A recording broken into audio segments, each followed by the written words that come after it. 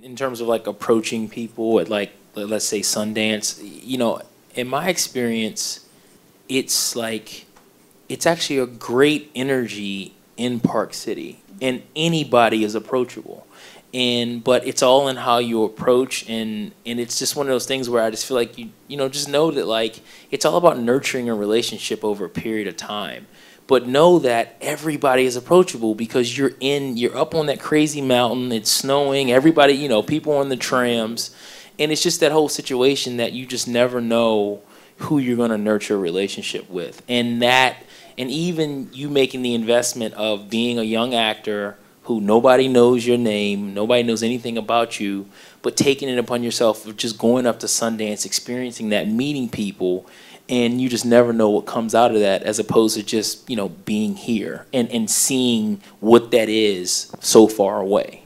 Those kind of situations when you're at festivals and other places where you're sort of like meeting people in sort of a transactional way are really uncomfortable to me. And I don't personally like to go up to people and who I admire or who I want a job from and just kind of like coldly introduce myself and be like, let's work together. You know, it's just something I personally don't do it, and I feel like it's not exactly the best way to get work. As a director, I want people to see my work and want to work with me, and as an actor, I think you should be able to like stand on your work and not your networking skills. I've cast entire movies based on like seeing someone in something and just saying I want to work with that person. If you're an actor or a filmmaker and you're at Sundance and you don't have a project there, or if you do and you're a small piece of that project, and you end up on the tram or at a party or in a crowded restaurant sharing a table with someone you don't know, I think this also applies to networking here.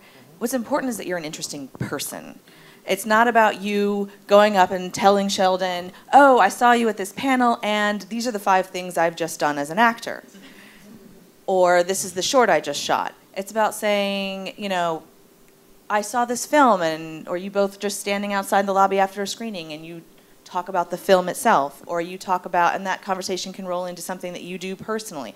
I climb mountains, I'm into CrossFit, or I just took this trip to Bali, or whatever. If you're an interesting person and can have a normal conversation, that leaves a much stronger opinion or impression on the person that you're talking to. And that starts building an authentic relationship, which is what you want. Right, and it takes the transactional thing out of it. Yes. You know, I'll pass this on, and it's actually a secret, but I don't mind sharing it because I am a caring, generous person. Oh, good. No, but and you're absolutely right. So the main difference between like the crazy person that approaches you, that you immediately shut down because you're freaked out, but the way to approach anyone in this town is with specificity.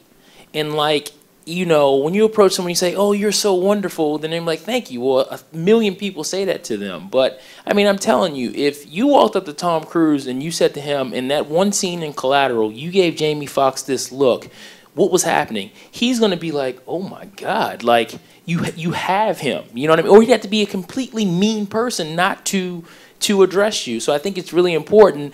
And nowadays, you can cheat because you got a smartphone. So if you see her at a party, before you approach her, go over in the corner and be like, okay, let's see what movie. IMDb, okay. Hey, so that movie that you did, and then she's going to engage you. So that's specificity. For filmmakers who go to film festivals, it's very easy to get very caught up in your own world, in your own film, and be just like focused on your own thing and not go see anything else. And I think it's really important to see as many of the other movies that are playing as possible, not just to know like what's the competition, but like to look for, you know, other talent that you might be able to work with that are actors or cinematographers, or, you know, you can sort of know what's happening and who's working right now, and that's the best place to see it. Yeah. And they say the Sundance experience is the movies you'll see and the people you meet, and it's so true. Mm-hmm. And what you have to remember at a festival is that the job at the festival is to sell the movie so the movie can come out. And that's really when you want to do most of your press. When we go into a festival, all we're looking for are press opportunities that are going to break right away during the festival. Buyers are going to see them, and that movie is going to sell. And sometimes that maybe it's just the filmmaker. Sometimes it's the more well-known leads who are going to be the ones who help sell it and then there's other things to be done down the line. But I do think it's a case of talking to the publicist who's working on the film, letting him know maybe a story you have that might help sell you, to the press if there's something really interesting about how you got the part, or a personal story that relates to the themes of the movie that could be used to get you a little bit of press during the festival. But you really want to save the bulk of what you do for publicity-wise for when the movie comes out. It's a taste-driven business, and for us, we're always looking for new voices, new unique voices that we respond to, and each agency is different. So, oftentimes when I say to directors, writers, or actors, even you got to sort of do your research and see what taste that specific agent has. I'm probably not the guy that you send if you're a rom-com writer, probably not me. I get forced to go to them, but I'd rather watch an action movie or a elevated sci-fi movie because that's my taste, right?